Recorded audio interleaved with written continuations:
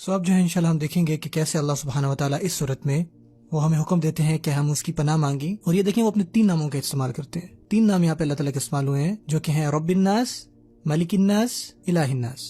اور 3 ہی دفعہ جو ہے وہ لفظ ناس استعمال ہوا ہے، اور ہر دفعہ وہ مضاف الیہ ہے جس کی طرف نسبت کی جاتی ہے. عربی گرامر میں ہم اس کو مضاف الیہ کہتے ہیں جو کہ ناس ہے.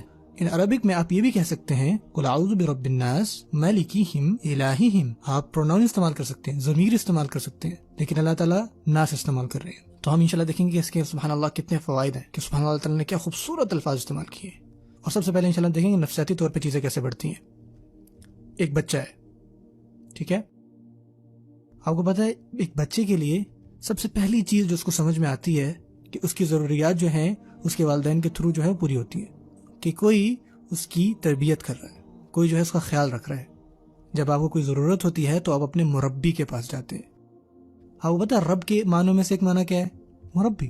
سب سے پہلی چیز جو ہے آپ کرتے ہو کہ آپ ان کے پاس جاتے ہو جن کو آپ کے اوپر اختیار ہوتا ہے. نہ کہ صرف اسلامی تاریخ میں بلکہ آپ دنیا کی تاریخ میں دیکھ لیں. اگر کوئی غلام ہے اس کو ضرورت ہے تو وہ کہاں جاتا ہے؟ وہ اپنے آقا کے پاس جاتا ہے، ٹھیک ہے، ماسٹر کے پاس. اگر آپ کا پاس کوئی ربوبیہ ہے، آنرشپ ہے، آپ کا کوئی مالک ہے یا کسی کے آپ کے اوپر اختیار ہے یا وہ جو آپ کا خیال رکھتا ہے تو آپ ان کی طرف جاتے ہو سب سے پہلے. یہاں تک کہ بچے کو بھی یہ پتا ہے کہ کس کی طرف جانا ہے اور کس سے کیا کرنا ہے. اور یہ چیز جو ہے وہ رب کے معنی میں آتی ہے. اور پھر کچھ مشکلات ایسی ہوتی ہیں کہ جو مطلب آپ کے والدین بھی اس کو حل نہیں کر سکتے، ان کے اختیار میں بھی نہیں ہوتی. یعنی کسی کا آپ کے اوپر اختیار ہے وہ انسان بھی جو ہے اس کو سالو نہیں کر سکتا. اور وہ پتہ پھر آپ کس کے پاس جاتے ہیں؟ آپ حکومت کے پاس جاتے ہیں، یا آپ بادشاہ کے پاس جاتے ہیں، آپ حاکم کے پاس جاتے ہیں، یعنی ملک. اور بعض اوقات آپ کے اتنے بڑے مسائل ہوتے ہیں کہ آپ کا مربی بھی اس کو حل نہیں کر سکتا، آپ کا سید، آپ کا مالک، آپ کا منعم اس کو حل نہیں کر سکتا، آپ کا ملک اس کو حل نہیں کر سکتا. تو لوگ کہاں جاتے ہیں جب ان کو ایسے مسائل ہوتے ہیں یا ایسی ضروریات ہوتی ہیں؟ تو وہ جاتے ہیں خدا کی طرف، الہ الناس.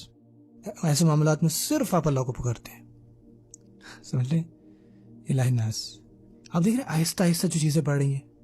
اب جب کہ ہم بیسیکلی نفسیاتی اعتبار سے بات کر رہے ہیں تو اگر آپ غور کریں تو عام طور پر انسان جو ہے 2 چیزوں کی طرف جاتے ہیں. وہ اپنے والدین کی طرف جاتے ہیں، یا مالک ہے یا باس ہے، وہ جو ہے ان کو فوری طور پہ جو ہے نا ان کا مسئلہ حل کرے.